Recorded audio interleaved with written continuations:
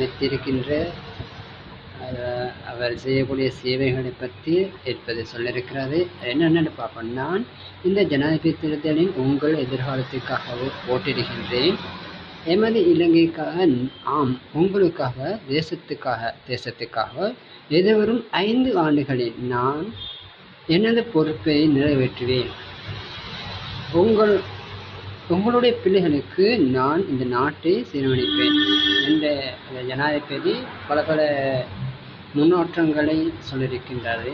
அதை இப்பொழுது இருக்கின்ற ஜனாதிபதி ரணில் விக்ரமசிங்கே அவர்கள் மீண்டும் ஜனாதிபதியாக ஆனதுக்கு பிறகு செய்யக்கூடிய சேவைகளை பற்றி சொல்லியிருக்கிறாரு. அது மட்டுமில்லை, திடமான பொருள்தரம், பற்றாக்குறையாக இல்லாத சந்ததிகள், வாழ்க்கை சுமைக்கு ஆறுதல், சுமைக்கு நிவாரணம்,